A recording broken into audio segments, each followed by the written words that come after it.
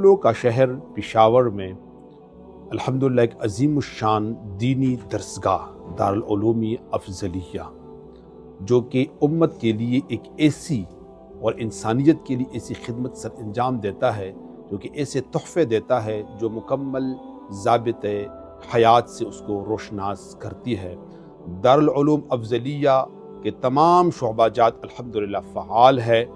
سب سے پہلا شعبہ درس نظامی، جس میں بچے کو سال اول سے دور حدیث تک تجربہ کار شیوخ کے زیر نگرانی اس کو درس نظامی پڑھا دیا جاتا ہے۔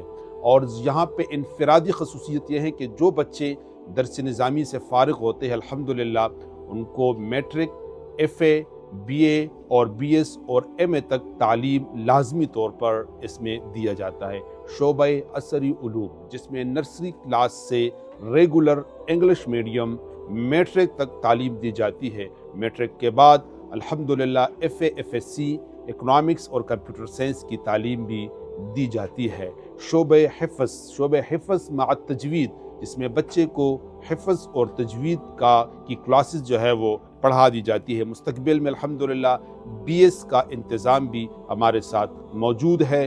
دارالعلوم افضلیہ سوری زئی پایان انقلاب روڈ کی امتیازی خصوصیت یہ ہے کہ یہاں سے جب بچہ فارغ ہوتا ہے تو وہ تمام تر فیلڈوں میں اور تمام تر شعبہ جات ہائے زندگی میں اپنی ڈیوٹی سر انجام دے سکتا ہے۔ مثلاً وہ ایک پائلٹ بھی بن سکتا ہے، مثال کے طور پر وہ انجینئر، ڈاکٹر اور زندگی کے دوسرے شعبہ جات میں خوبصورت انداز میں، احسن انداز میں اپنی دین کی اور اپنے خاندان اور فیملی کی خدمت کر سکتا ہے۔ آئیے دارالعلوم افضلیہ کی اس تمام تر امتیازات اور خصوصیات سے فائدہ اٹھائیے۔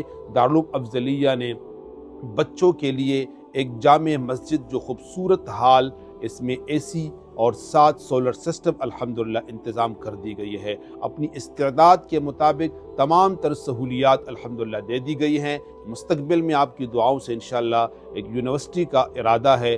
یہی بچے جو آج ہمارے پاس ہے انشاءاللہ کل مستقبل کے پروفیسر، ڈاکٹر، لیکچرر انشاءاللہ العزیز یہ ادارہ آپ کو انشاءاللہ العزیز دے گا۔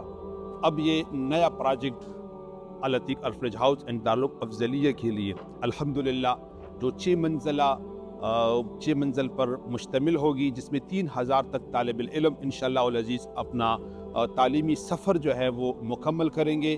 تو آپ کے تعاون سے، آپ کی محبتوں سے انشاءاللہ العزیز یہ بھی پروجیکٹ مکمل ہو جائے گا، جس میں انشاءاللہ ڈگری لیول تک عصری علوم بھی اس میں دیا جائے گا۔ اور اس پر جو خرچہ ہے جس کی تخمینی لاگت 11 کروڑ روپے ہے، تو یہ بھی انشاءاللہ العزیز آپ لوگوں کی محبتوں سے مکمل ہو جائے گا انشاءاللہ۔